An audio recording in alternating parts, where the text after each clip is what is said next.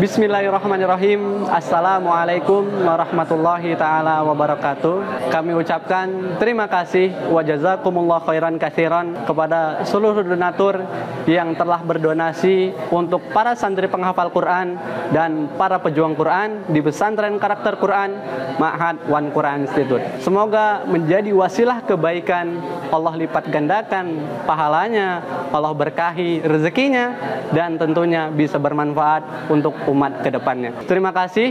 Mohon maaf atas segala kesalahan dari kami. Wassalamualaikum warahmatullahi wabarakatuh.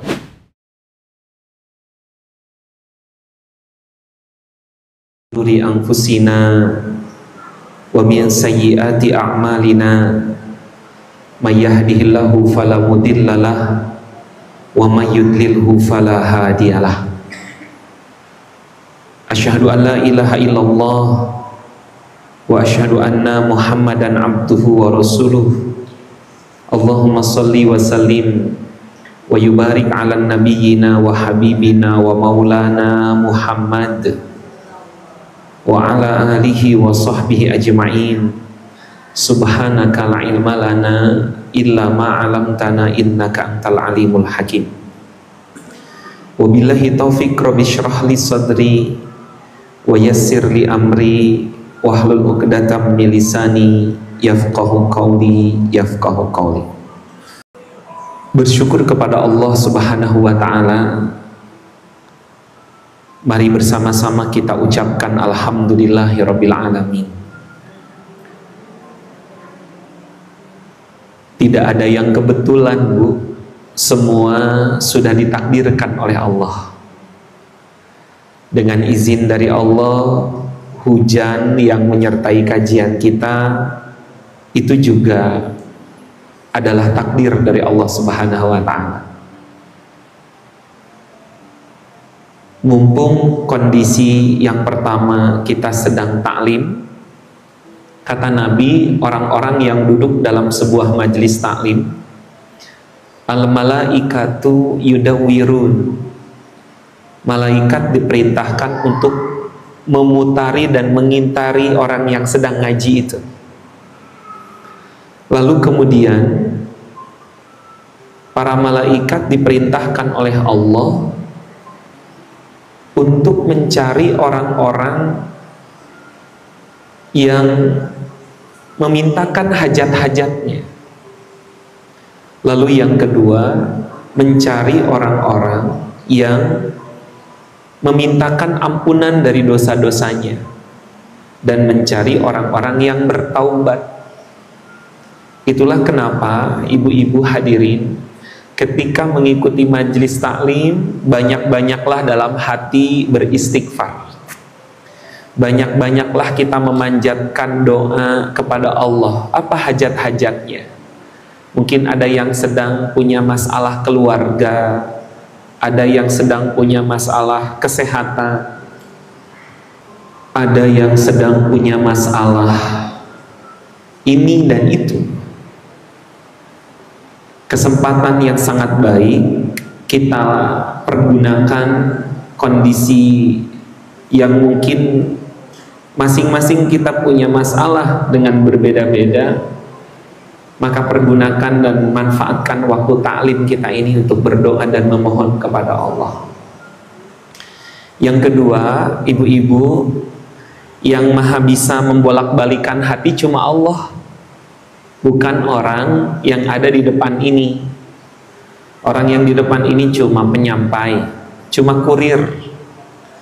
Sementara yang maha menghujamkan hidayah, yang maha membolak-balikan hati hanyalah Allah. Jadi tentunya kita harus minta sama Allah agar Allah tambahkan pengetahuan, rizkikan pemahaman, dan mentakdirkan kita bisa mengamalkan apa yang kita fahami. Itu yang kita harapkan, itu yang kita minta kepada Allah.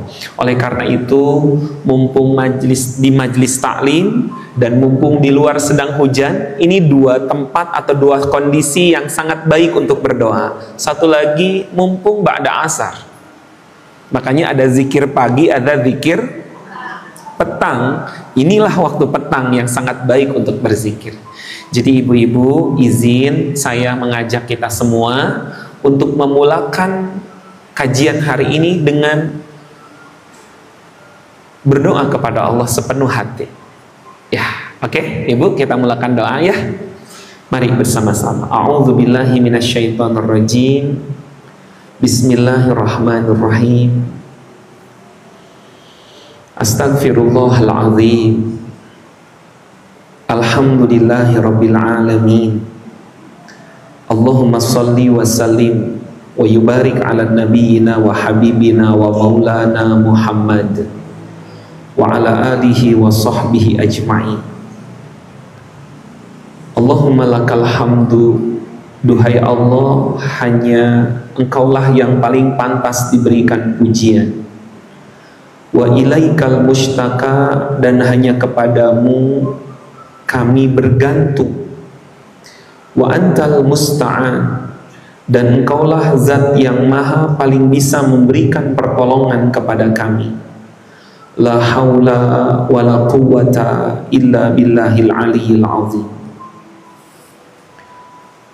Allahumma rabbana zalamna anfusana. Wahai Allah yang maha tahu, kami mengakui betapa banyak kezoliman yang kami lakukan.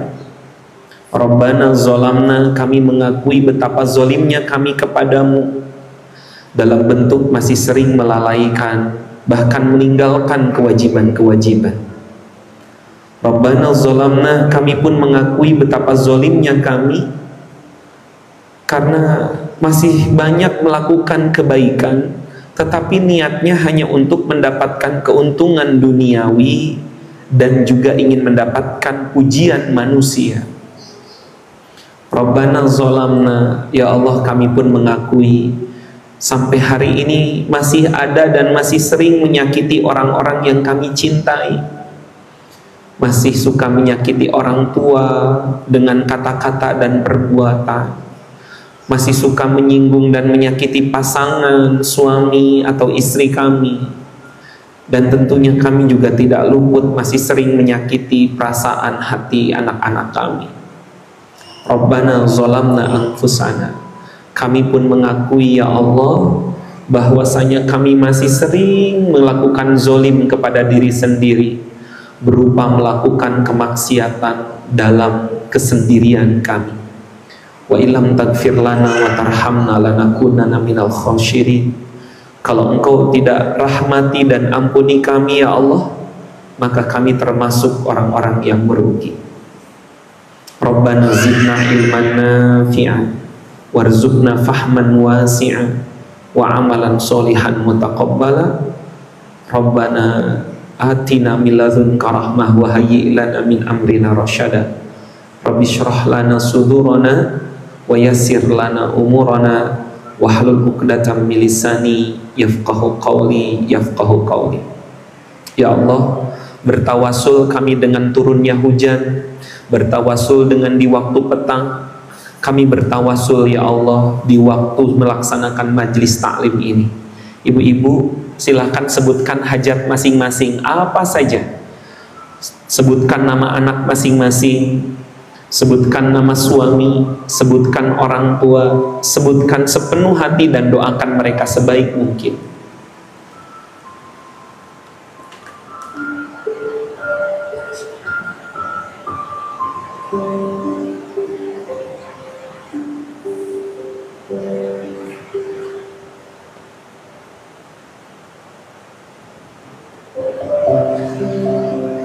Rabbana hablana min azwajina wa dzurriyyatina qurrata a'yun waj'alna lil muttaqina imama. Rabbana atina fid dunya hasanah wa fil akhirati hasanah wa qina adzabannar. Walhamdulillahi rabbil alamin.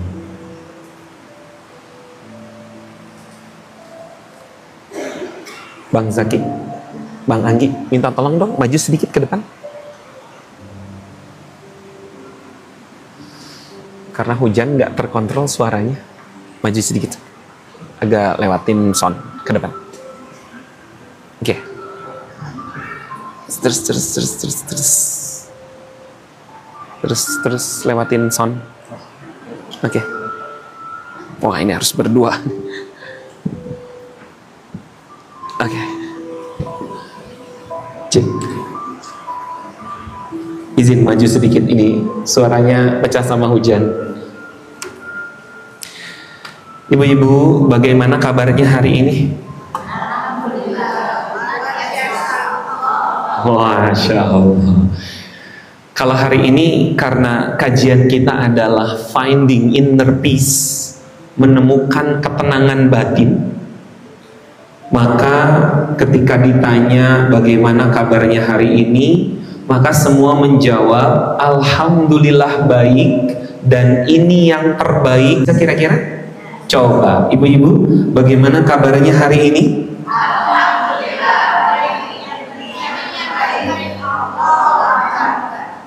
Gitu.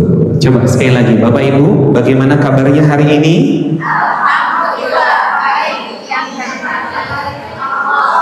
Alhamdulillah baik dan ini yang terbaik. Allahu Akbar.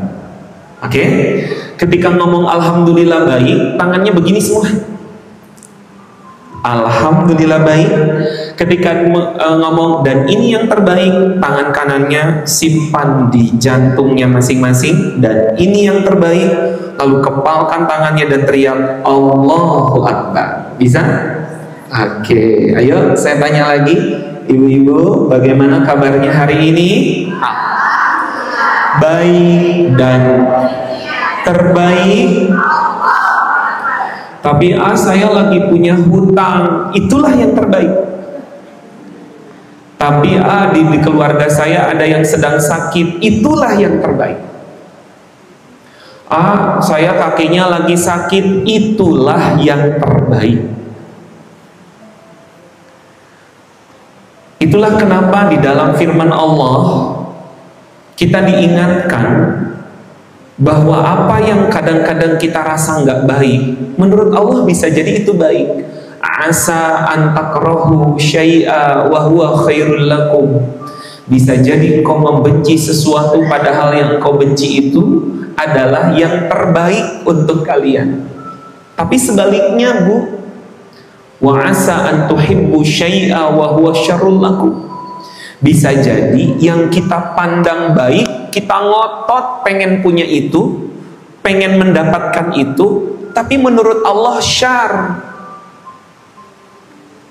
Ibu, kalau ibu punya anak atau punya cucu, dia main lumpur, badannya penuh dengan lumpur dan kotoran. Hari sudah mau masuk maghrib, kira-kira ibu-ibu apa yang akan dilakukan? Nyuruh anak itu untuk mandi, berhenti main lumpur, terus mandi. Ya, azan mandi, misalnya nih azan. Apa ini abah ini? Abah mandi misalnya.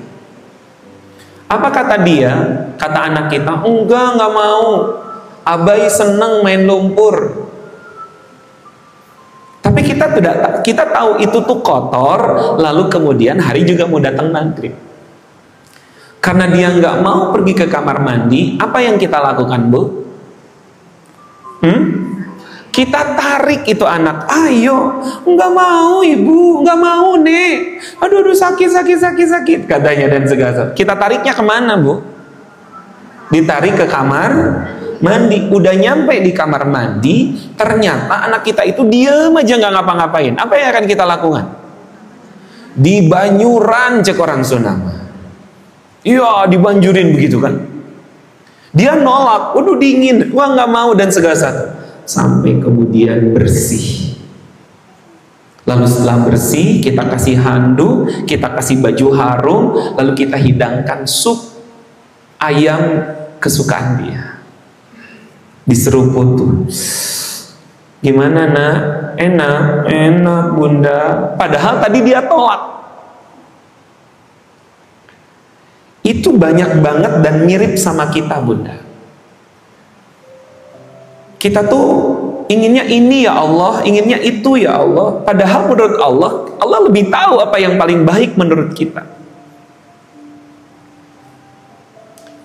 Itulah kenapa kita sering terjadi gap antara fakta atau realita yang terjadi dengan ekspektasi kita, dengan harapan kita. Makanya kita sering tidak bahagia, sering tidak lapang dada, sering tidak inner peace. Itulah kenapa insya Allah hari ini beberapa waktu ke depan kita akan diskusikan inner peace ini. Bu, pengen nggak dapat hati yang tenang? Ingin nggak ngejalanin hidup selalu tenang saja?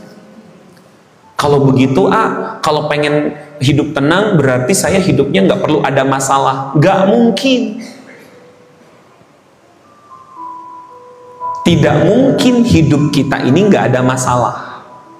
Karena siklus kehidupan kita sejatinya dari satu masalah ke masalah yang lain, dari satu masalah ke masalah lain. Walaupun kadang-kadang kita gantikan kata masalah itu dengan solusi.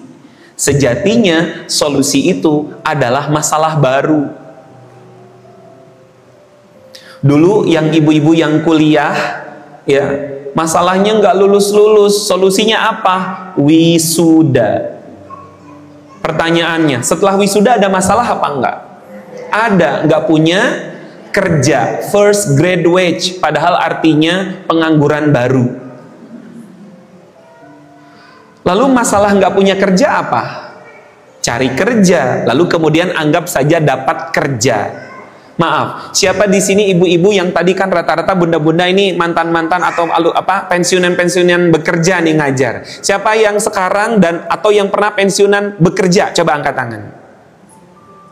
Oke, bunda-bunda yang bekerja dan pensiunan kerja. Dulu ketika bekerja saya tanya, ada masalah nggak ketika kerja? Bahasanya banyak, bukan ada, salah nanya berarti. Padahal dulu kita pikir itu solusi. Ternyata solusi itu masalah-masalah baru.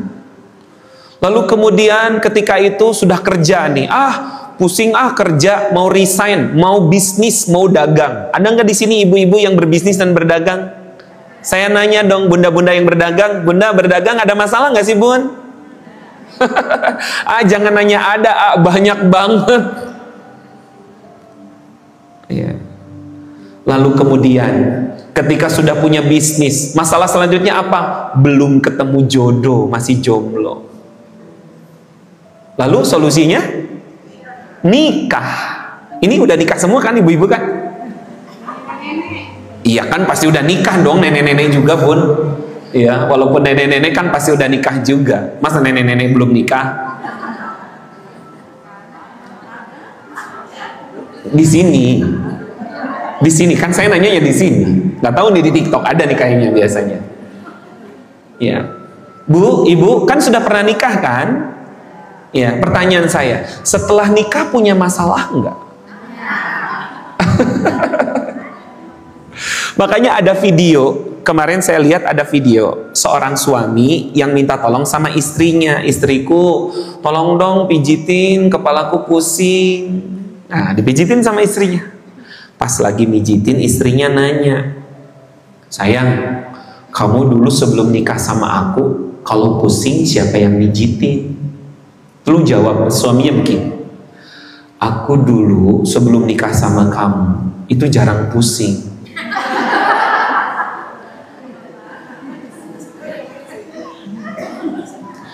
Ya, yang tadinya dipijitin malah dipujit, malah dipijit, malah dicubitkan. Jadi aku ya sumber pusing kamu gitu.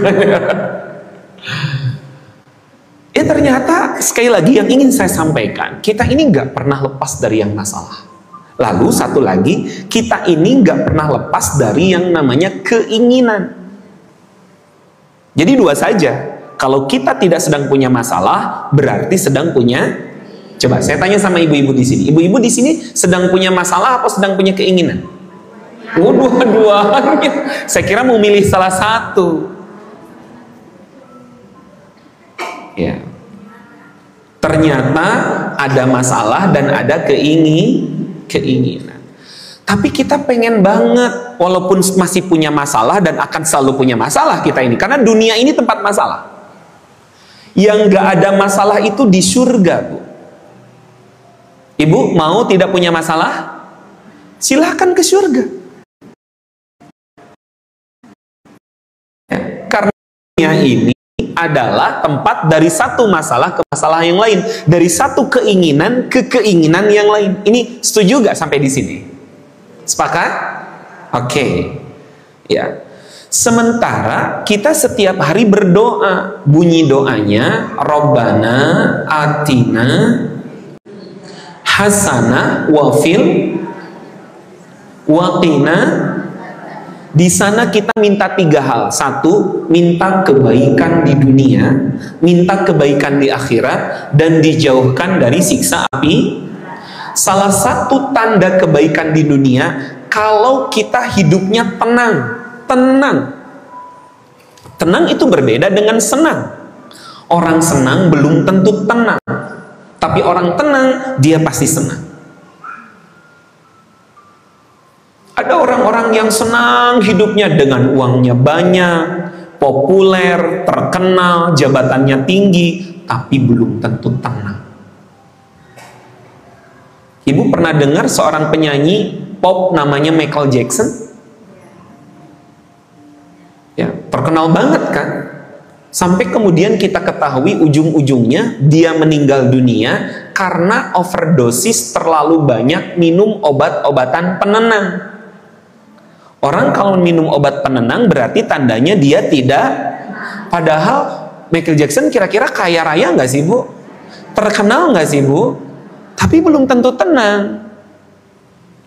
Ibu kalau di jalan lihat pabrikan mobil dengan pabrikan Hyundai, ada Ioniq 5, ada Palisade, ada berbagai macam kereta Hyundai ya, itu pabrikan Korea.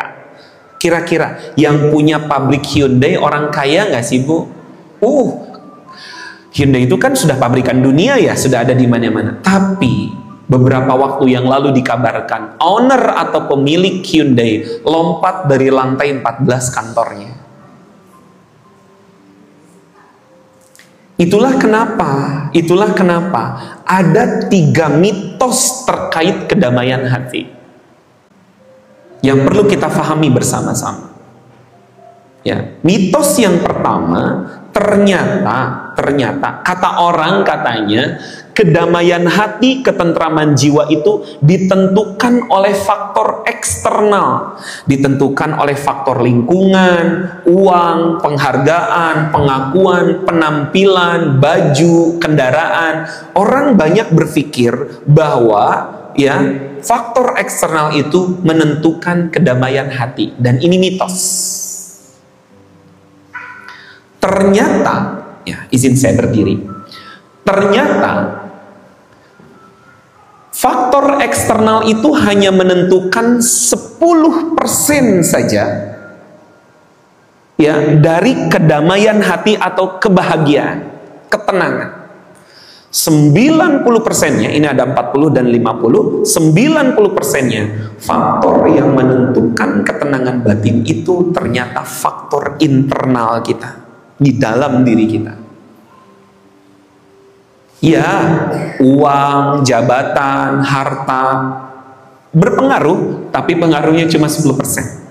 Tapi kebanyakan kita hari ini berpikir bahwa ya kalau mau tenang mah harus banyak duit, ya kalau mau tenang ya harus tinggi jabatannya, ya harus, tidak salah, tapi 10%.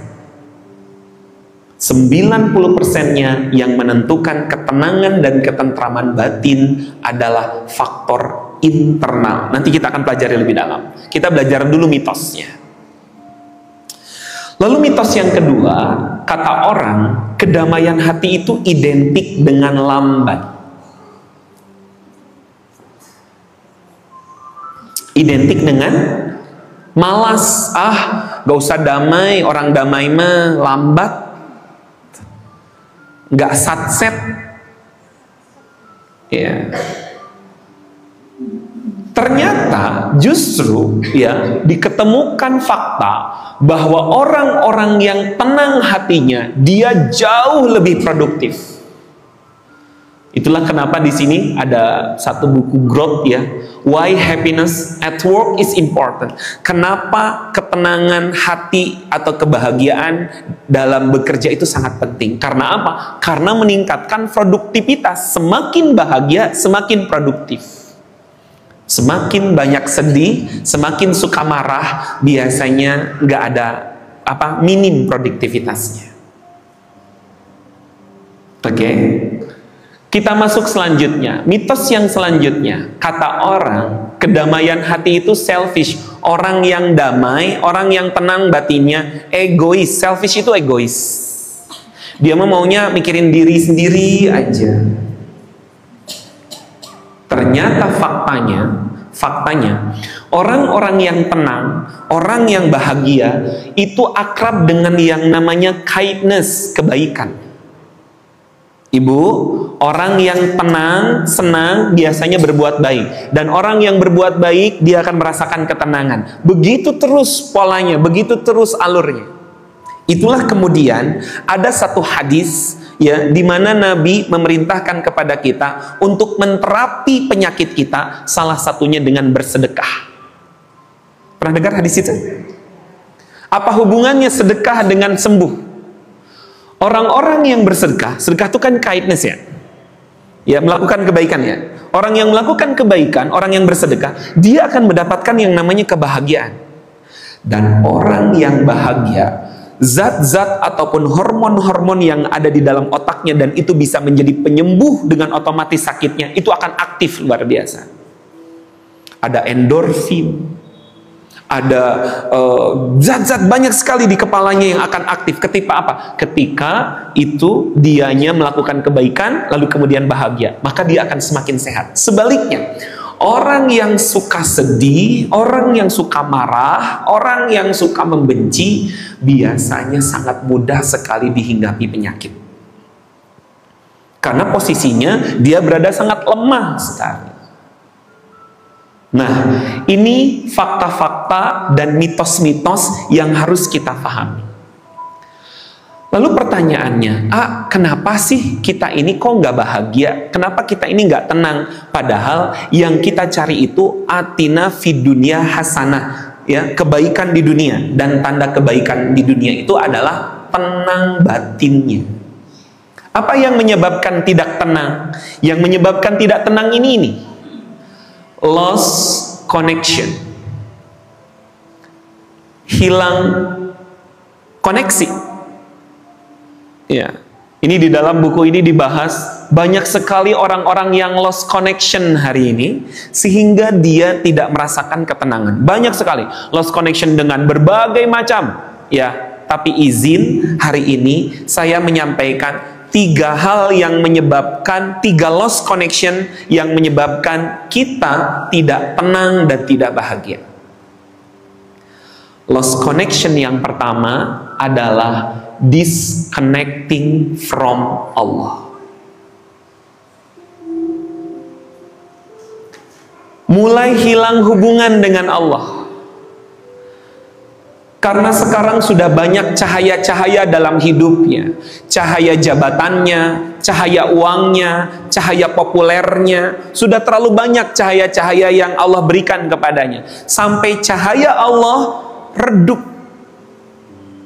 Gak berasa di dalam hatinya. Kenapa? Karena ada yang jauh lebih menyilaukan cahayanya. Jadi lost connection pertama, disconnecting pertama adalah disconnecting from Allah.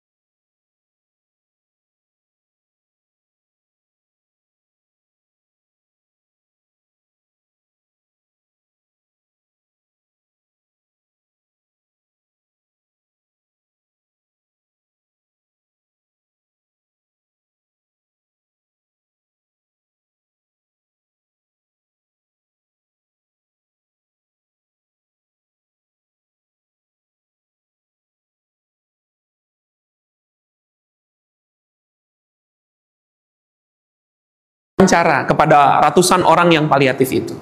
Wawancaranya dengan pertanyaan yang sama. Pertanyaannya apa? Ibu, bapak, kalau ibu bapak diberi kesempatan sembuh, kalau ya, apa hal yang paling disesali? Apa hal yang paling disesali? Ya, regret itu kan penyesalannya. Apa hal yang disesali dan tidak mau diulangi lagi?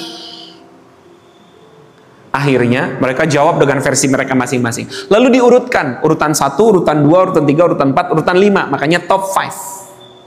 Ibu, Pak, hadirin, urutan pertamanya, ini saya sharing ya. Bu, urutan pertamanya yang paling mereka sesali itu ketika mereka dulu sehat, karena mereka lost connection from themselves. Mereka hilang kendali dengan diri mereka sendiri. Buktinya apa? Kalimatnya adalah mereka itu terlalu peduli, caring too much about what other people think. Mereka terlalu banyak peduli dengan apa-apa yang orang pikirkan kepada dirinya. Akhirnya hidupnya selalu berpikir gimana memuaskan mata orang, gimana memuaskan mulut orang, dan kebahagiaannya terletak di mulut orang lain. Dia biasanya banyak ngomong, apa kata orang nanti? Apa kata orang nanti? Akhirnya dia hidup mencari validasi dan menyiksa dirinya. Akhirnya banyak hutang. Maaf, hari ini yang banyak hutang itu bukan orang yang nggak bisa makan, tapi orang yang selalu mencari validasi dari orang lain. Akhirnya dia hidup melebihi kemampuannya.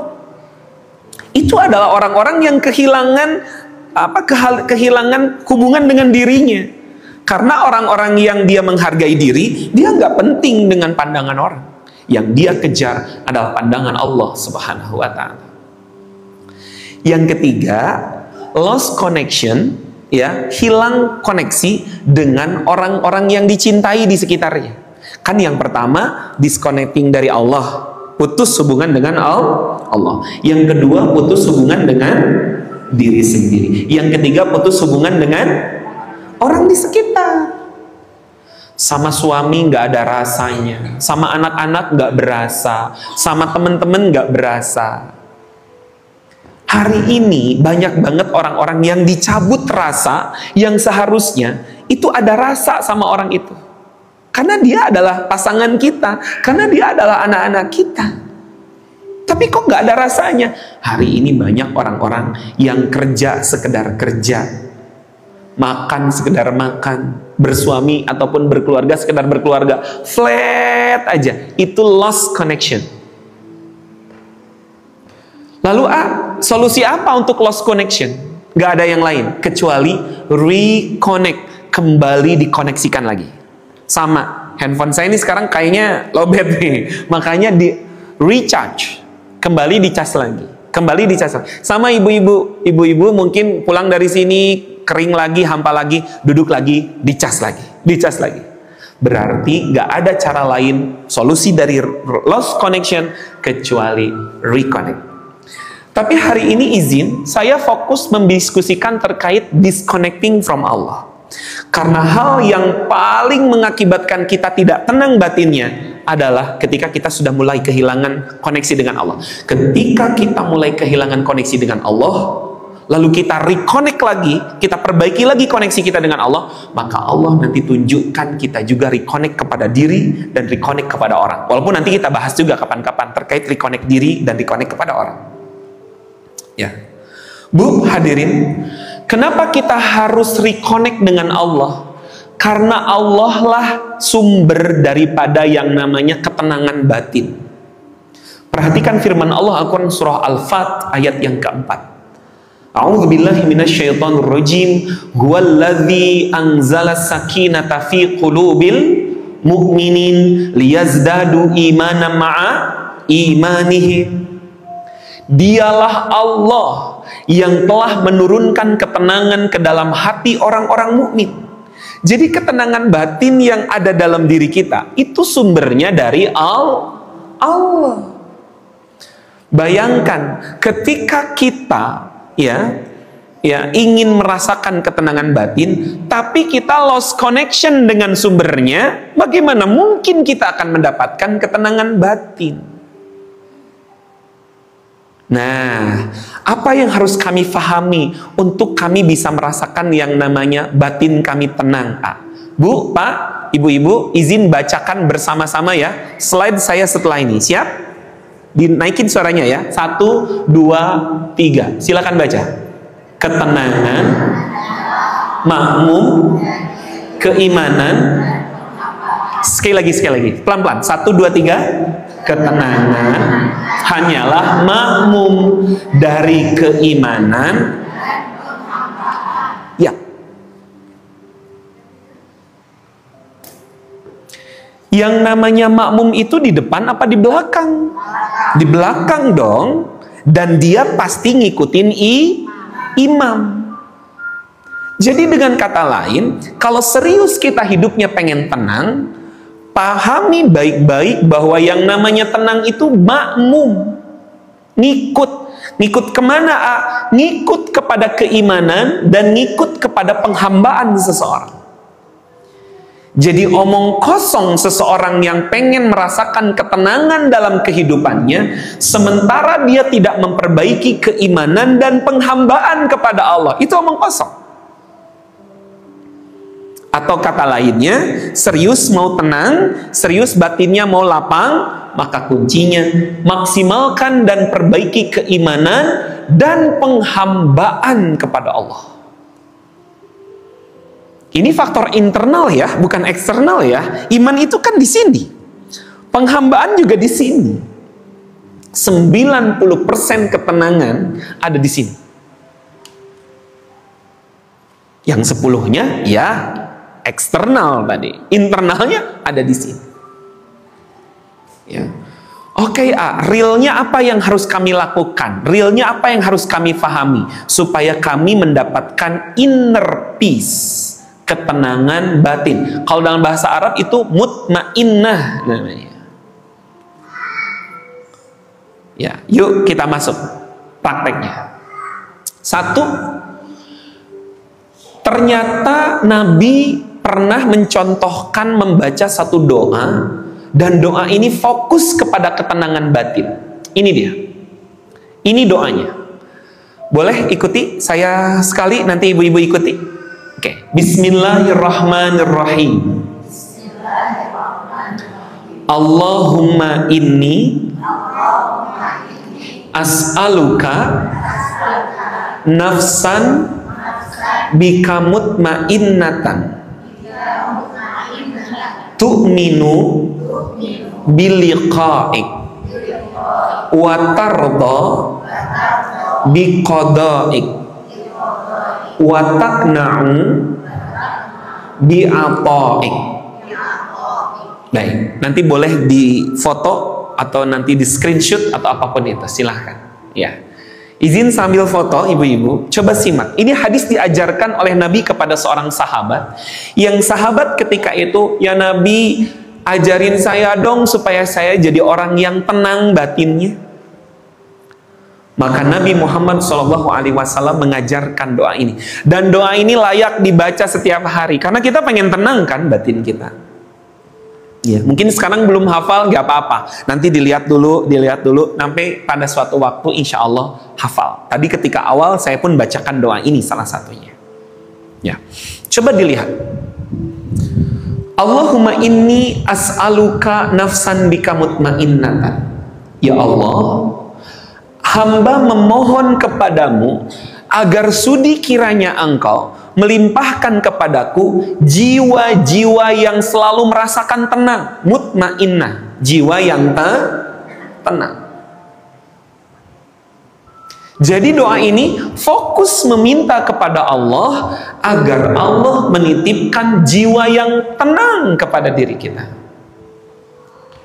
Tapi hebatnya, di dalam doa ini terkandung 3 pilar pokok seseorang untuk mendapatkan ketenangan. Jadi kalau mau tenang, ada 3 pilar atau 3 syarat yang harus dipenuhi seseorang supaya dia selalu merasakan yang namanya ketenangan batin. Ya. Apa saja? Yang paling pertama, untuk supaya tenang, jiwanya mesti tu'minu biliqa'ik. Jiwa yang selalu punya fokus bahwa apapun yang ia lakukan, dia punya keinginan ujung-ujungnya ingin bertemu dan dipertemukan dengan Allah. Atau dengan kata lain, jiwa-jiwa yang ikhlas. Ibu, ikhlas itu sangat berdampingan dan sangat berdekatan dengan tenang. Semakin ikhlas seseorang menjalani kehidupan, maka dia semakin tenang. Sebaliknya, semakin jauh dari keikhlasan, maka dia akan semakin terjauh dari yang namanya kedamaian hati. Atau boleh saya katakan, semakin kalau ada di antara kita yang rasanya, kok hidup saya kok nggak tenang, maka yang paling pertama dicek adalah apa dan untuk apa dia melakukan sesuatu di atas muka bumi ini. Ya, kalau dilakukan untuk manusia, dilakukan untuk makhluk, untuk dunia, siap-siap saja dia akan merasakan ketidaktenangan. Ya. Lanjut. Yang kedua. Oke, kalau saya klasifikasikan jadi begini nih. Ya, 1, 2, 3. Yang pertama tadi apa? Tu'minu biliqa'i. Yakin bertemu dengan Allah, atau bahasa lainnya di sini ikhlas. Apa Bu di sini? Ikhlas, atau di dalam bahasa Inggris ini clarity of purpose. Jadi purpose-nya ataupun tujuannya itu clear, jelas. Apa? Allah Jalla. Tapi kalau sudah mulai tidak bersih, tidak jelas, maka siap-siap saja tidak akan merasakan yang namanya ketenangan batin. Nomor 3, yang namanya nafs al-mutmainnah ataupun ketenangan batin itu syaratnya mesti ada yang namanya tardo biqada'i. Coba ucapkan tardo, ridho dengan ketetapan-ketetapan Allah. Salah satu yang menyebabkan kita tidak bisa tenang batin kita, kalau kita nggak nerima. Saya nggak nerima dulu dilahirkan dari orang tua yang miskin, Saya nggak nerima dulu dijodohin sama si dia tuh, Itu tidak nerima namanya. Tardo biqada'i. Dia tidak nerima. Justru supaya mutmainah, dia mesti nerima dengan ketetapan Allah, lalu kemudian ya memaafkan diri dan memaafkan orang-orang yang pernah menyakitinya. Ini masing-masing ada kajian satu-satu. Saya tidak bisa menerangkan semuanya. Yang ini nanti kita buat kajiannya, judulnya menemukan ikhlas. Karena ternyata ikhlas itu ibadah hati yang sangat penting. Kita mungkin merasa banyak melakukan ibadah, tapi kita nggak berhasil menemukan keikhlasannya. Zong, nol di hadapan Allah. Itulah kenapa penting sekali kita mempelajari bagaimana kita bisa menemukan ikhlas. Kenapa judulnya menemukan ikhlas? Karena orang yang ngomongnya pun masih melakukan perjalanan menemukan itu. Tapi enak ya, kalau kita menemukan dan mencari sesuatu, kalau kita tahu mapnya. Tadi saya kesini, kenapa gampang? Ya karena lihat Google Map. Ya sampai, alhamdulillah sampai. Ya, di sini tadi tuh kajian tadi pagi ya judulnya adalah merangkul bersahabat dengan takdir Allah. Kan takdir Allah tuh ada kalanya menyedihkan atau tidak kita sukai, tapi ada kalanya yang kita sukai, tapi banyak yang kita sukai gitu. Tapi bagaimana kita bersahabat dengan takdir Allah itu? Tadi itu kajian, nanti kapan-kapan insya Allah. Lalu kemudian watakna'u bi'ata'ik, merasa cukup dengan pemberian Allah. Kalau ini syukur, amazing syukur. Karena tidak sedikit di antara kita yang tidak bahagia itu karena merasa kurang terus. Ini kurang, itu kurang, ini kurang, itu kurang, ini kurang, itu kurang. Akhirnya apa yang terjadi? Yang terjadi akhirnya kemudian dia tidak betul-betul merasakan nikmat yang Allah limpahkan kepadanya. Karena apa? Karena membanding-bandingkan, karena selalu merasa kurang. Ketika seseorang bisa menjalani kehidupan yang ia lakukan, dia fokuskan karena Allah, karena yakin bertemu dengan Allah. Lalu kemudian selalu menerima yang masa lalu itu kan. Ya, lalu kemudian selalu merasa cukup dengan apapun yang Allah titipkan, maka yakin dan percaya hidupnya akan mutmainnah, inner peace. Yuk, saya mengulang dulu, baca lagi dong doanya bareng-bareng ibu-ibu. 1, 2, 3. Allah Inni as'aluka bika tu'minu wa tarda wa taqna'u bi'ata'i. Coba, saya sekali, ibu-ibu sekali. Allahumma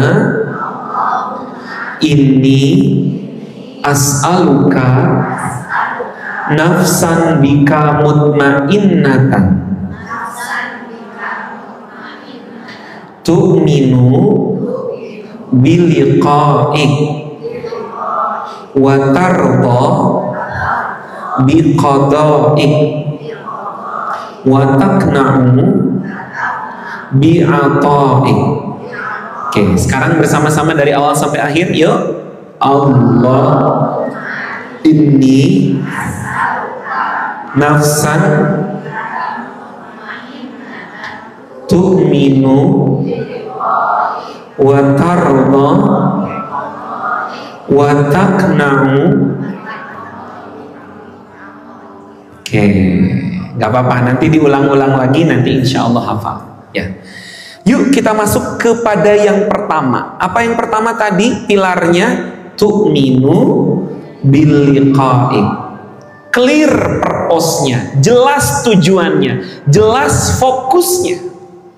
Dan ini pilar pertama yang menjadikan seseorang itu betul-betul bisa mendapatkan ketenangan batin.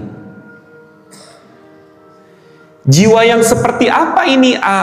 Jiwa yang yakin akan bertemu dengan Robnya, jiwa yang sadar tentang ujung perjalanannya. Orang-orang yang tahu bahwa perjalanannya bukan hanya di atas muka bumi saja. Karena seberapa jauh tujuan seseorang itu sangat menentukan seberapa mampu ia menjalani hidup dengan penuh kedamaian hati. Kalau kita hanya berpikir, saya mah udah umur segini, sebentar lagi juga nggak ada. Mungkin nggak ada di dunia. Maaf, di dunia ini kata Nabi cuma antara 60-70 tahun saja. Ada yang lebih 70 di sini nggak? Ada? Bunda tadi 72 ya? Masya Allah, udah banyak banget bonusnya. Tapi masih kayak 27. Ini masih luar biasa. Ya. Tapi kalau hanya kita paham bahwa, saya mah sebentar lagi juga nggak ada lagi. Nggak ada itu di dunia. Nanti kita masuk ke dalam alam barzah. Berapa lama kita di alam barzah? Wallahu a'lam, nggak selamanya juga, karena nanti kita akan masuk alam akhirat kan. Tapi kan hari ini ada nggak yang di alam barzahnya sudah 100 tahun? Ada? Ada banyak. Yang 1000 tahun? Ada. Yang 1400 tahun? Termasuk Rasulullah Sallallahu Alaihi Wasallam. Yang 3000 tahun, yang 10.000 tahun, yang sudah ada. Jadi perjalanannya masih panjang. Nanti setelah kita masuk alam barzah, kemudian ditiuplah sangsakala, kemudian nanti kita ditimbang dan masuk ke alam alam akhirat lebih panjang lagi, bahkan nggak ada batasnya. Jadi sejatinya alam yang paling sebentar adalah dunia ini.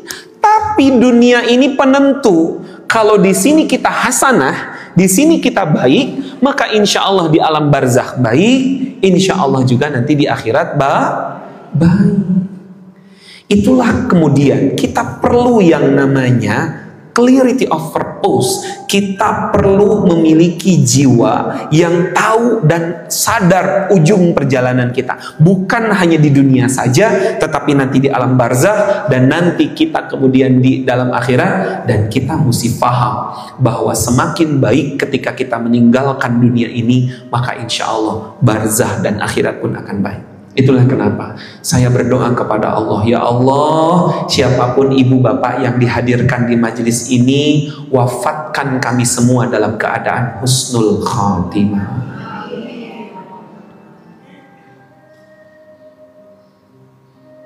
Karena ketika husnul khatimah itu Allah timpakan dan limpahkan kepada kita, yakin dan percaya ya bahwa akhirat akan dapatkan kebaikan. Selanjutnya juga yang namanya di barzah juga insya Allah akan mendapatkan kebaikan. Lalu apa yang harus kami fahami di sini, Bu? Fahami dan yakini bahwa yang namanya sebenar-benarnya ketenangan batin baru kita akan rasakan ketika kita menjadikan Allah sebagai puncak tujuan. Ini purpose yang clear. Saya diamanahi jadi pengurus majelis taklim. Apa puncak tujuan saya? Allah. Sekarang saya diamanahi anak, saya seorang ibu. Apa puncak tujuan saya? Puncak tujuannya adalah menjadikan Allah sebagai puncak tujuan. Saya sekarang ini istri dari suami saya. Apa puncak tujuan saya? Allah. Saya pembisnis, puncak tujuannya Allah. Semuanya puncak tujuan yang clear itu adalah Allah. Ketika pertemuan dengan Allah menjadi pertemuan yang dinanti-nanti dan dirindukan, maka di sanalah ada ketenangan batin. Ibu hadirin, maaf. Ketika kita fokus kepada bergantung dan tujuannya manusia atau dunia, di sanalah kekecewaan atau patah hati akan kita rasakan. Kata Nabi dalam satu hadis, "Man ta'allaqa bi syai'in wukila bih." Barang siapa yang terlalu bersandar atau terlalu menjadikan dunia itu tujuan, wukila bih, maka yang ia sandarkan itu suatu ketika akan berbalik menyakitinya. Terlalu bersandar kepada suaminya, lihat, suatu ketika suaminya akan menyakitinya. Terlalu bersandar dengan pekerjaannya, lihat, pekerjaannya akan menyakitinya. Terlalu bersandar kepada uangnya, uang itu yang akan menyakitinya. Terlalu bersandar kepada jabatannya, kepada penampilannya, kepada glowingnya, glowing itu yang akan menyakitinya. Lihat saja. Jadi biasa-biasa saja. Jangan terlalu menggenggam erat dunia. Karena kalau kita genggam erat dunia ini, suatu hari Allah akan rebut. Namanya direbut, rasanya sakit. Suatu ketika Umar bin Khattab pernah terlambat sholat zuhur. Penyebab terlambat sholat zuhurnya karena ketika itu Umar sangat asyik memanen tanaman yang beliau tanam. Hasilnya ranum, bagus. Saking asyiknya telat sholat zuhur. Telat versi sahabat bukan telat versi kita, Bu. Telat versi sahabat mah telat takbiratul ihram. Jadi sahabat kalau ke masjid sholat berjamaah tidak menemukan takbiratul ihram, mereka menganggap dirinya lamun ibu-ibu di dia terlambatna kumaha. Ya, azan zuhur jam 12, netepana setengah tilu. Ya, itu mah bukan telat, lalai itu namanya. Ya, ini ketika itu hari itu Umar terlambat tidak menemukan takbiratul ihram imam. Jadi nggak masbuk, ya, cuma sebelumnya tidak takbiratul ihram. Tapi dengan kejadian itu Umar menghukum dirinya. Sehabis selesai sholat, Umar keluar masjid, memanggil orang-orang di sana. Sahabat ngumpul semua. Ngumpul tuh. Ada apa wahai Umar? Saya tadi terlambat sholat zuhur karena terlalu asyik memanen kebun saya yang hasilnya ranum. Dan tolong saksikan, saya akan menghukum diri saya sendiri. Lalu ketika itu Umar berdiri, menghadap ke arah kebun dan berkata, "Hei kebun, jangan sekali-kali engkau terlalu menguasai kecintaan dalam hatiku terlalu dalam. Karena yang paling dalam di hatiku hanya diperuntukkan untuk Allah Jalla Jalaluhu dan Rasulnya. Dunia jangan engkau terlalu dalam." Dan hari ini juga aku sampaikan kepada kalian para sahabat, karena dia mencoba merengut kecintaan Allah dan Rasul dari hatiku, itu si kebun, hari ini aku wakafkan kebun dan isi-isinya ke Baitul Mal. Jadi cara terbaik untuk melepaskan keterlaluan cinta kita kepada dunia, lepaskan. Ibu, cinta nggak sama suami? Wakafkan ke masjid. Iya memang iya ke masjid, betul. Maksudnya wakafkan tuh begini, Bapak, ya, saya siap beberapa waktu, beberapa tenaga dan dana untuk dibagi. Kemana? Ke masjid. Berkhidmatlah Pak ke masjid. Khidmatkan sebahagian uangmu ke masjid. Ya boleh ke masjid, boleh ke pondok, boleh kemana-mana gitu. Ya, ibu mikirnya wakafkan ke mana tuh? Melepaskan gimana maksudnya? Ya, oh jadi kitanya sendirian gitu. Ibu mau tuker tambah begitu? Bukan. Bukan itu maksudnya. Ini serius, Bu. Karena kalau tidak dilepaskan akan jadi penyakit, terlalu menggenggam erat. Coba lihat. Ini kalau saya angkat begini ringan nggak? Ringan. Tapi kalau saya biarkan ini, angkat ini selama 5 menit, 10 menit, 1 jam, terus ngadeg-deg selama 1 jam, ya, 2 jam, 5 jam, sehari, 2 hari, jadi penyakit. Caranya supaya tidak jadi penyakit gimana? Lepaskan. Itulah kenapa ketika itu Umar mengambil 1 batang pohon atau satu tongkat gitu ya, yang kemudian dia katakan, disimpan begini, hai kebun, mulai hari ini aku tidak akan lagi menggenggam terlalu erat engkau, karena kalau aku genggam erat, suatu ketika Allah akan merebutmu dan aku akan merasa sakit ketika direbut. Aku akan meletakkanmu di atas tanganku seperti ini saja. Hai dunia apapun itu engkau, aku letakkan dirimu di atas diriku seperti ini. Hanya begini saja. Kalau seperti ini, suatu ketika engkau pergi meninggalkanku, atau justru aku terlebih dahulu meninggalkanmu, maka tidak akan ada rasa sakit di sana. Sakit itu ada ketika kita terlalu menggenggam erat, lalu kemudian direbut, dan ketika direbut itulah timbul rasa sakit.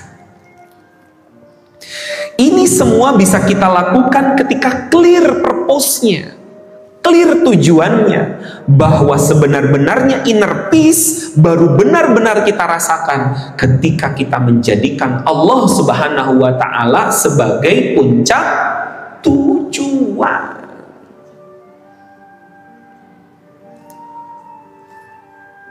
Akhirnya semuanya akan terasa ringan ketika puncak tujuannya adalah Allah.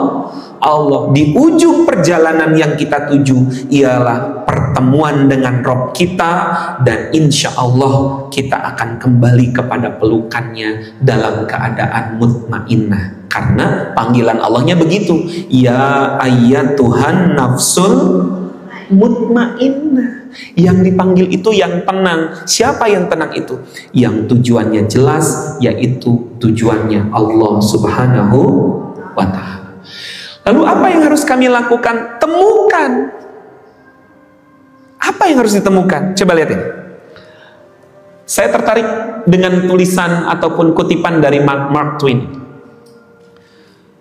The 2 most important days in your life are the day you are born and the day you find out why. Kartos teh ieu teh. Artinya dilarang merokok ieu teh. Tenang, sabar. Coba lihat. Ada 2 hari yang paling penting dalam kehidupanmu. Ada 2 hari yang paling penting. 1, hari di mana engkau dilahirkan. Penting nggak hari kita dilahirkan? Ya penting, atuh lamun teu penting mah meureun orang teu aya, atau kita nggak ada dong kalau kita tidak penting hari kelahiran kita. Tapi ada 1 lagi hari yang penting. Apa? Ini. The day you find out why. Di mana ada 1 hari kita berhasil menemukan, saya tuh dilahirkan tuh untuk apa? Tetapi masih banyak di antara kita yang belum berhasil menemukan, kira-kira saya ini dilahirkan untuk apa? Kadang-kadang kita aja masih bingung gitu, untuk apa? Bu, hadirin maaf. Saya menemukan hari ini untuk apa ketika awalnya didoakan oleh almarhumah ibu. Jadi saya tinggal di Cimahi, Bu, kecil saya, Bu, gitu kan ya. Dulu mesantren di sini nih, deket di Al-Basyariah, gitu ya, di Cigondewa. Jadi suatu hari ketika kelas 3 SMP dipanggil malam-malam ke Cimahi dan ternyata ibu sudah tidak ada. Padahal sepekan sebelumnya ibu datang ke Al-Basyariah gitu ya. Dan salah satu perkataan beliau adalah, Jen, saya dipanggil Jen sama ibu, Jen, Mamah berdoa mudah-mudahan suatu hari kamu tuh seperti namamu. Nama saya kan tadi Zainal Muttaqin, artinya perhiasan bagi orang-orang yang bertakwa. Mama tuh selalu berdoa mudah-mudahan suatu hari kamu bisa menjadi orang yang bisa menghiasi banyak orang dengan ilmu, menjadi Zainun. Zain itu perhiasan. Ya, Mama tuh berdoa, kalau dulu mah kan masih zaman kene ngetop Kiai Haji Zainuddin MZ geningan Bu. Agim. Mudah-mudahan kamu tejen jadi kayak Zainuddin MZ, kayak Agim. Supaya walaupun nanti Mamah nggak ada, terus kemudian Allah ngasih pahala karena bisa berbagi kebaikan, nanti pahalanya juga ngalir ke Mamah, katanya. Begitu tuh. Dan ketika itu berhasil menemukan the day you find out why. Hari dimana saya tuh mau jadi apa dan mau buat apa saya dilahirkan. Padahal dulu mah Bu, saya tuh pengen jadi tentara. Kan di Cimahi mah seueur pusdik. Banyak pusdik. Jadi hari-hari saya lihat tentara mulu. Makanya wah pokoknya mau jadi jenderal pokoknya. Ya. Jadi jenderal itu adalah salah satu bisa jadi the day you find out why. Tadi bunda-bunda ada yang jadi guru kan? Nah, itulah dari guru itulah kemudian kita punya alasan, oh, saya diciptakan oleh Allah untuk menjadi guru dan guru ini bisa menjadi jariah. Oh iya dong, kata Nabi, ketika Ibnu Adam mati atau manusia mati, putus semua amalannya kecuali 3 perkara. 1, amal jariahnya, kan ngajar juga amal jariah. 2 adalah anak-anak soleh yang mendoakannya. 3 adalah ilmu yang ia punya, ia tebarkan dan bermanfaat, itu nggak akan pernah putus. Itu berarti kita berhasil menemukan apa? The day you find out why. Kenapa saya dilahirkan? Oh, saya bisa bermanfaat untuk orangnya di bidang kedokteran yang saya punya misalnya, atau di bidang pendidikan yang saya punya. Di bidang apa? Silakan, semua bidang.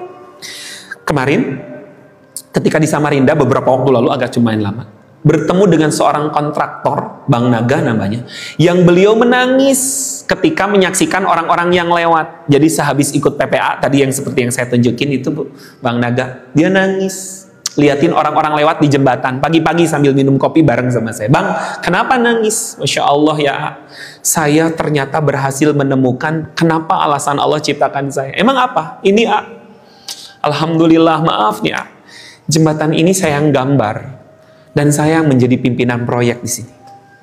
Dulu sebelum menemukan clarity of purpose, sebelum menemukan tujuan hidup saya yang clear, saya punya tujuan bangun atau menggambar dan membangun jembatan ini. 1, supaya saya dapat nama, dan saya dapat penghargaan ini, penghargaan itu, dibanggakan orang ini, dibanggakan orang itu.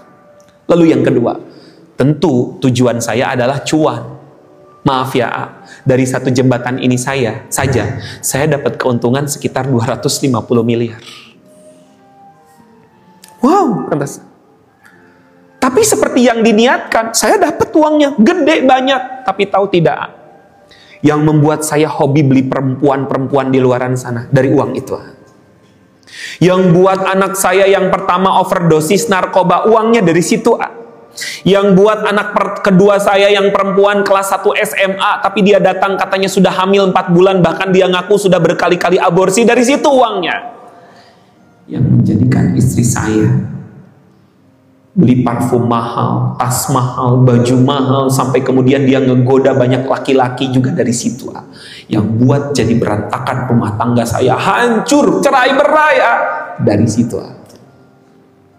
Sampai Allah takdirkan ikut PPA, Masya Allah, saya menemukan clarity of purpose. bahwa tujuan yang paling bahagia dan paling baik itu adalah saya ingin bertemu dengan Allah. Sejak paham itu, saya bilang sama Allah, ya Allah, Engkau titipkan ilmu arsitek, Engkau titipkan ilmu kemampuan untuk saya bisa membangun, maka saya akan fokuskan untuk bisa mendapatkan pandangan ridho darimu. Dan hari ini, Masya Allah, tadi saya kenapa nangis? Tadi saya lihat orang banyak lewat di sini, ada yang mau berangkat sekolah, ada yang mau berangkat kerja. Lalu saya bilang ke Allah sambil melihat mereka, ya Allah, kalau mereka melewati jembatan yang wasilahnya saya yang membangun, lalu kemudian mereka lewat mendapatkan untuk berniat melakukan kebaikan dan mereka mendapatkan pahala, tolong jadikan penyebab saya diampuni dosa-dosanya. Tadi saya lihat ada seorang bapak goncengan banyak sama anaknya pergi sekolah, mereka tersenyum bahagia.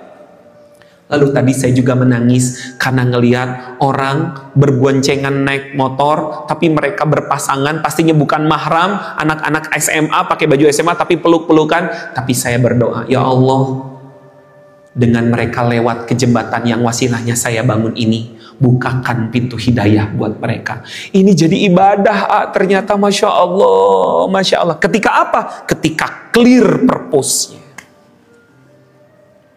Makanya jangan sepelekan masalah niat, Bu. Kata Nabi, innamal a'malu binniyat wa innama likulli imri'in ma nawa. Jadi fokus kita adalah clarity of purpose. Orang yang clear purpose, gimana? Saya ingin clear purpose-nya, maka tanyakan dua pertanyaan. Untuk apa dan untuk siapa? Bunda-bunda yang jadi guru, tanyakan, saya jadi guru untuk apa? Bunda-bunda yang hari ini jadi ibu, jadi istri, tanyakan, saya jadi istri untuk apa? Yang mungkin pengurus majelis taklim, yang mungkin menjadi pengurus kegiatan-kegiatan sosial, tanya, saya melakukan ini untuk apa? Dan jawab dengan jujur. Jawab dengan sejujur-jujurnya. Dan ketika jawaban kita masih ada embel-embel keuntungan dunia dan ingin dipandang oleh manusia, maka mintalah kepada Allah agar menjernihkan hati kita. Karena Allah pernah berfirman dalam satu hadis qudsi, aku, kata Allah, adalah zat yang paling tidak membutuhkan sekutu. Barang siapa yang melakukan satu peran atau satu amal atau satu ibadah, lalu dia mempersekutukan apa yang ia lakukan itu, tidak ingin mempersekutukanku dengan yang lain, maka ketika itu juga aku pergi meninggalkannya. Maaf, na'udzubillah, kalau kita duduk hari ini bukan karena Allah, maka Allah pergi meninggalkan kita. Sementara yang tadi yang maha membolak-balikan hati siapa? Allah. Lah bagaimana kemudian kita bisa bolak-balik hatinya lebih baik, sementara yang maha membolak-balikan hatinya saja pergi. Gara-gara apa? Gara-gara ibadah hati kita, gara-gara niat yang tidak ikhlas yang ada di dalam diri kita. Gimana caranya? Hati saya tuh kan kadang-kadang yang ingin karena Allah, tapi kadang-kadang juga ingin dilihat orang juga. Bu, para ulama mengajarkan kita untuk banyak-banyak membacakan tasbih ketika ada hati kita yang ingin mendapatkan pandangan selain Allah. Diriwayatkan dari beberapa kitab, banyak ulama-ulama salafus soleh yang meninggal dunianya tangannya lagi gini. Kira-kira kalau tangannya lagi gini, dia lagi apa, Bu? Lagi zikir. Ketika ditanya kepada keluarga dekatnya, ketika ditanya kepada murid-murid dekatnya, zikir apa yang paling banyak dibacakan ulama-ulama soleh ini? Banyak sekali ulama yang wafatnya begini. Dan rata-rata jawaban orang dekatnya, ya, guru kami paling banyak mengucapkan zikir tasbih, subhanallah, subhanallah, subhanallah. Kenapa? Karena subhanallah adalah zikir yang paling efektif menghilangkan kecenderungan atau keinginan kita dipandang oleh orang lain. Bertasbihlah. Ketika pengen dihargai orang, ingin dilihat orang, pengen mendapatkan positioning dari orang, maka bertasbihlah kepada Allah. Karena sayang ketika kita merasa amal kita banyak, tetapi kemudian kita diniatkan bukan karena Allah. Allah tidak suka, Allah benci sama kita. Itulah kenapa. Coba tanya, untuk apa dan untuk siapa? Mungkin jawabannya pasti Allah. Ya gampang, kalau lip sync di dalam mulut tuh gampang. Ini betul-betul harus ditanya, saya untuk apa lakukan ini? Serius? Untuk Allah? Bener untuk Allah? Dan untuk siapa? Ini pertanyaan yang harus dijawab dalam clarity of purpose. Nah, untuk bisa berhasil menemukan ketulusan, bukan kemodusan. Ini beda ya, tulus dengan modus. Maka coba perhatikan yang namanya the journey of purpose. Perjalanan untuk menemukan tujuan.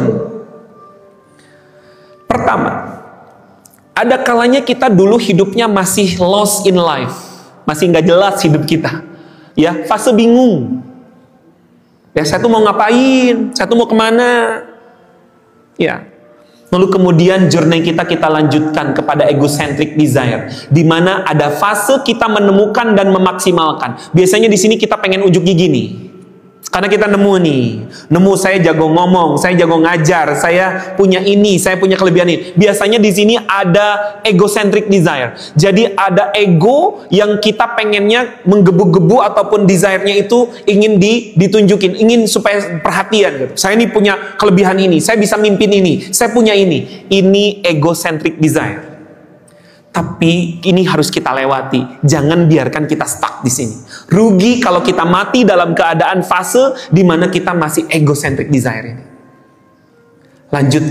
Lanjutkan kemana? Ke sini. Surrender. Di mana fase ini kita sudah tidak terlalu peduli dengan pandangan siapapun. Kita jauh lebih bahagia dengan perjalanan yang kita lakukan. Asalkan tidak melanggar Al-Quran, tidak melanggar sunnah, maka kita kemudian melanjutkan perjalanan kita yang betul-betul kita serahkan kepada Allah.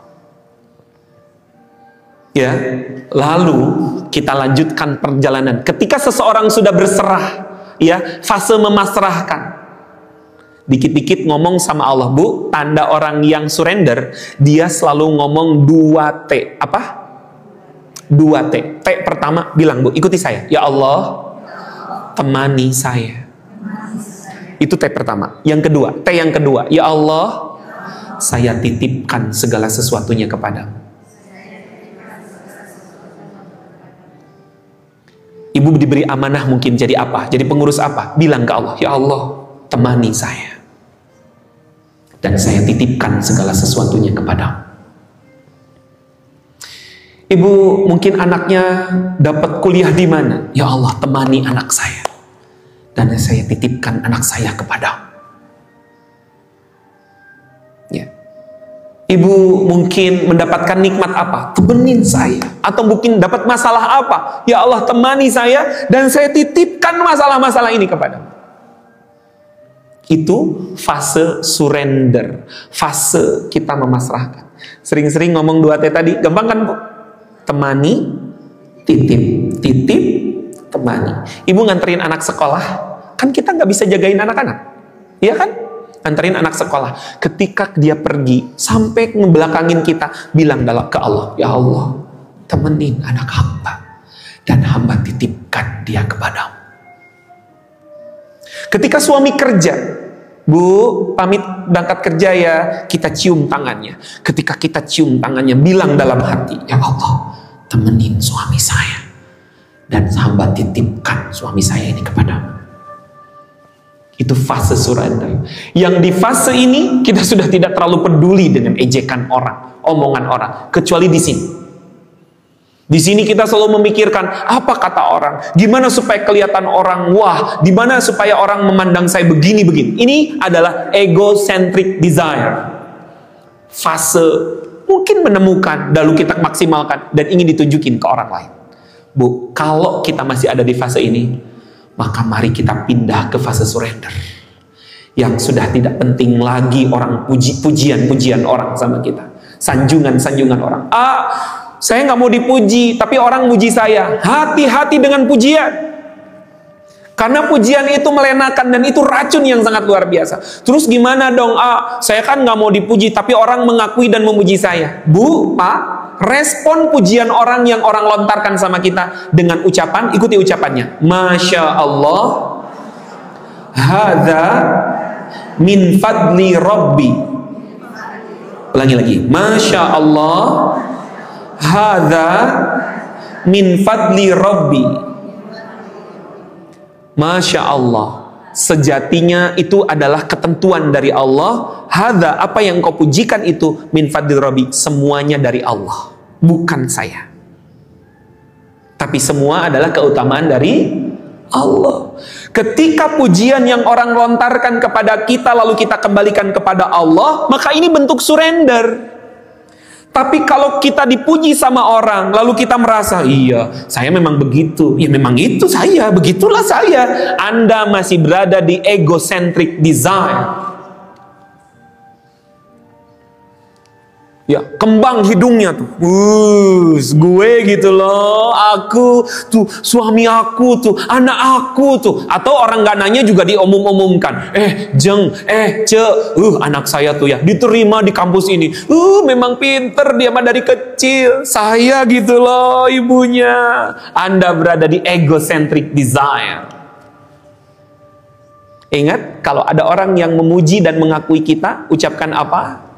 Masya Allah, hadza min fadli Rabbi. Hadza itu ini. Hadza min fadli Rabbi.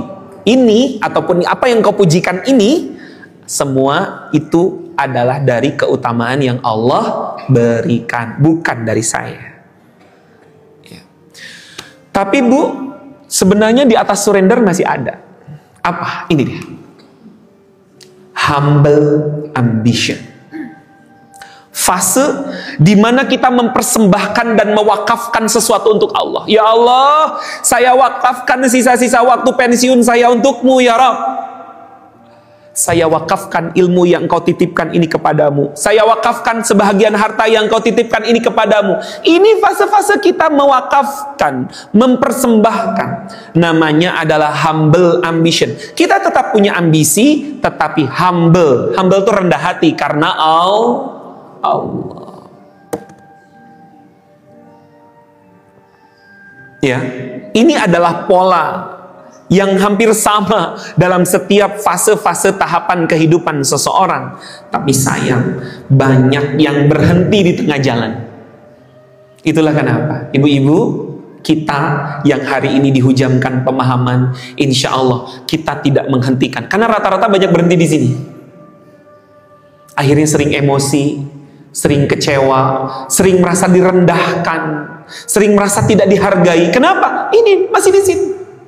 Ya, kan ceritanya dibeliin baju gamis dari Singapura harganya 7,5 juta sama suaminya. Egosentrisnya adalah mau dipakai pengajian supaya nanti orang-orang kagum dan nanya itu belinya di mana, harganya berapa. Gobay dipakai itu kapal ngawasan. Ya, dengan harapan apa tadi? Ditanya. Orang tahu, orang terkesima. Orang cuek-cuek aja. Dalam hatinya desire-nya tuh, desire tuh kan ya, ambisinya tuh adalah itu ya ibu-ibu tet menit naruh hiji-hiji acan. Taruh satu bu. Itu tuh desire itu. Ya. Sampai kemudian di rumah, pulang ke rumah selesai ngaji karena nggak ada yang nanya, cemberut. Sampai ke rumah tetap cemberut, ditanya ku carogena, ibu kenapa cemberut habis ngaji itu? Nggak ada yang nanya katanya. Nanya apa? Ya tanya ini bajunya dari mana, harganya berapa? Aku kan ingin tahu dong supaya mereka tuh tahu itu belinya dari Singapura, harganya 7 juta, tapi nggak ada seorang pun yang bertanya. Ini orang-orang yang egocentric desire, makanya sering kecewa. Ya. Ketika sambutan, ibu misalnya pengurus ataupun ketua di tempat itu, ketika sambutan, orang yang sambutan tidak menyebutkan dengan lengkap gelar-gelar yang melekat di depan atau di belakang nama kita. Teu apal aing sakola mahal ieu jelema, aing Maaf ya, sekalipun Anda profesor, kalau masih begitu, tahapan hidup Anda masih ada di egocentric desire. Itu disebutkan kiaina, itu disebutkan hajina, Teu apal haji teh mahal, maknya lupa. Bu hajah ya bu hajah. Kayak keneh teh nu kitu di dia. Mirip kayak Haji Muhyiddin.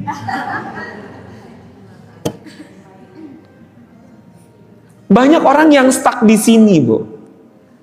Nah, tentu, gimana kita supaya naik ke sini, gimana supaya kita naik ke sana. Kela. Ini sudah mau maghrib ini. Bu, untuk sementara kita hentikan dulu sampai di sini. Insya Allah, Allah takdirkan lagi di lain kesempatan kita bertemu. Ini modulnya ada 20 modul. Ini modul 1 aja belum selesai. Begitu kan ya. Insya Allah nanti kapan-kapan Allah pertemukan lagi. Ya, saya di Jawa Barat ada di pekan ke-4 dan pekan ke-1. Nanti bisa menyesuaikan saja jadwalnya sama Bang Zaki. Ya, kapan pekan 4, pekan 1 ketika di Jawa Barat bisa kita maksimalkan lagi. Ya, tapi nanti ke depan itu. Ya, karena ini ada latihannya. Tapi izin ya, ini saya mau langsung lompat dulu ke latihan ya. Izin mau lompat dulu langsung ke latihan. Ya. Sebelum latihan, tolong catat baik-baik hadis Nabi ini. Kalau perlu screenshot atau foto aja. Ini karena waktu kita mau habis.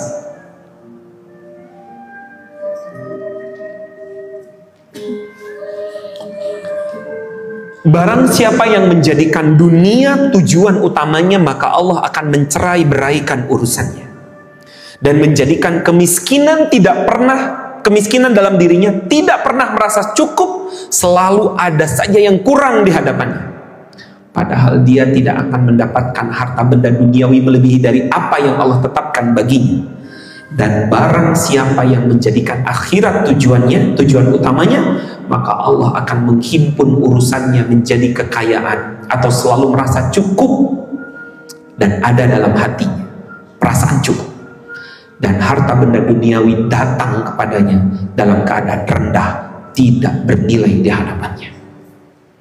Kalau masih merasa kurang, jangan-jangan tujuan kita masih dunia.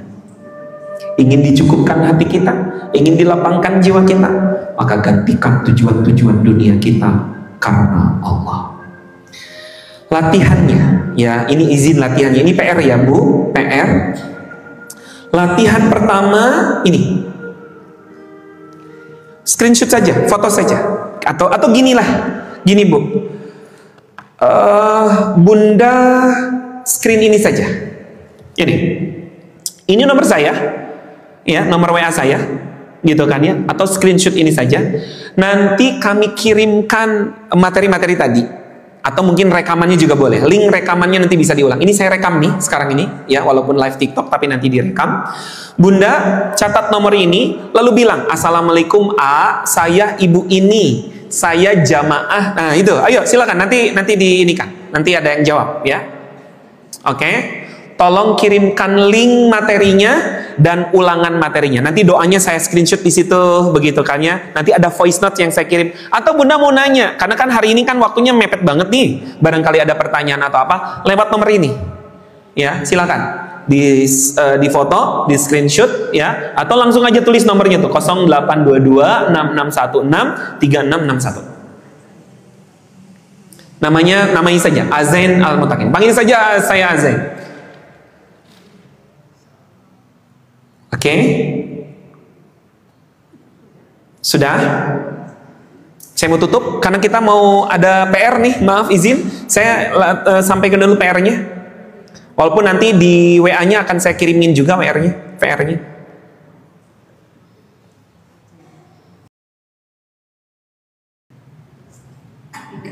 Oke, baik. Ini PR pertama, Bun. Gampang sekali. Ini latihan berserah. Kan kita mau pindah tadi ke surrender ya. Ya, duduk dalam posisi rileks. Atau sekarang masih ada waktu beberapa menit lagi kah? Oke, ini ya. Yang kedua, latihan kedua nanti saya kirimkan lewat WA-nya. Yang kedua latihannya adalah ini. Latihannya adalah secret kindness. Apa itu secret kindness? Melakukan kebaikan yang dirahasiakan. Saya tahu di sini ternyata Masya Allah nanti kapan-kapan maaf mau datang ke sininya ba'da zuhur biar ikutan makan gratis di sini. Ternyata sebelum MBG ini udah duluan ternyata.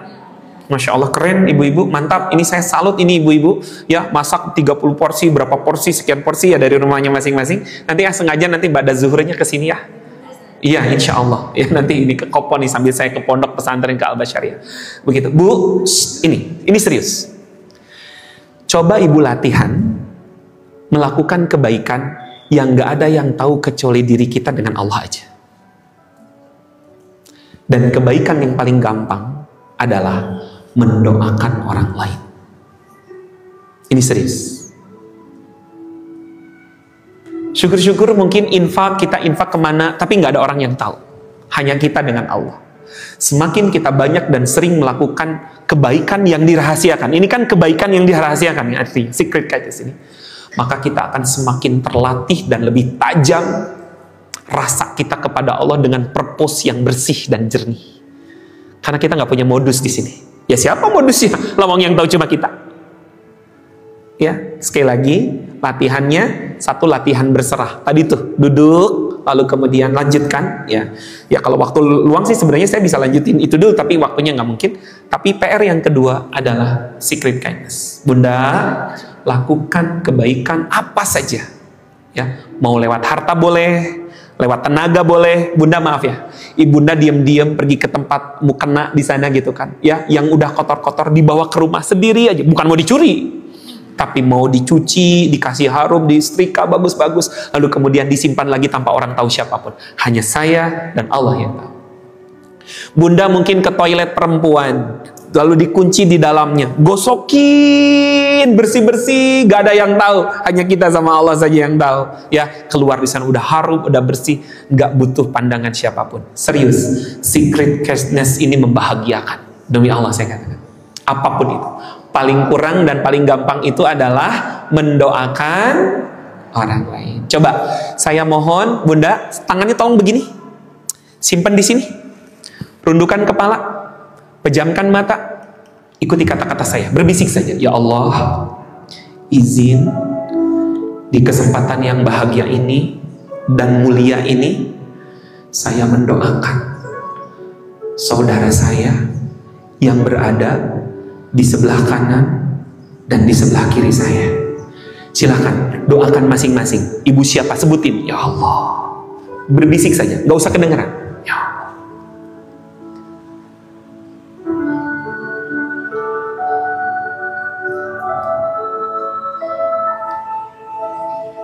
Doakan anak-anaknya, doakan keluarganya. Doakan agar dia segera mulang umroh haji. Doakan sebelah. Kata Nabi, siapa seseorang yang mendoakan orang lain penuh kekhusyuan dan kebaikan, maka malaikat mengaminkan doanya. Dan doa yang diaminkan untuk orang yang mendoakan, bukan untuk orang yang didoakan. Doakan yang sebelah kiri, sebelah kanan. Ayo, doakan sepenuh hatimu. Anaknya, kesehatannya, umur panjang dalam ketaatannya, lebih mutmainah. Doakan. Amin ya rabbal alamin. Sekarang pelan-pelan lepaskan tangannya. Saya minta Bu, salami orang sebelah kanan sebelah kiri itu, lalu tolong peluk orang itu dan lanjutin doakan. Ayo, elus-elus punggungnya, doain. Ya Allah, sehatkan beliau ya Allah, rahmati keluarganya, titipkan anak soleh dan soleha untuknya. Ayo doakan.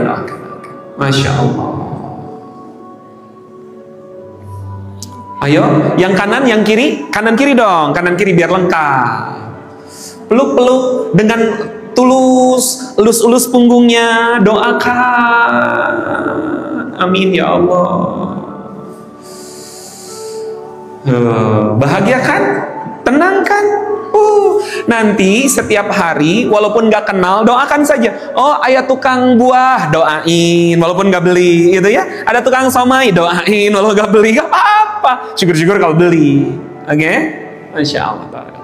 Baik ibu-ibu, mari kita tutup dengan doa kafaratul majlis. Subhanakallahumma wa bihamdika asyhadu an la ilaha illa anta astaghfiruka wa atubu ilaik. Beristighfar 3 kali silakan. Astagfirullahaladzim, astagfirullahaladzim, astagfirullahaladzim. Salawat kepada Nabi. Allahumma Salli wa sallim wa yubarik ala sayyidina wa habibina wa maulana Muhammad. Ya Nabi, salam alaika. Ya Rasul, salam alaika. Ya Habibi, salam alaika. Salawatullahi alaika. Hatur nuhun, terima kasih ibu-ibu. Mohon maaf kalau ada hal-hal yang kurang berkenan di hati. Insya Allah nanti dipertemukan lagi di lain kesempatan. Kalau nanti ajak orang lebih banyak lagi, supaya nanti banyak orang yang mendapatkan manfaat. Barakallah. Assalamualaikum warahmatullahi wabarakatuh.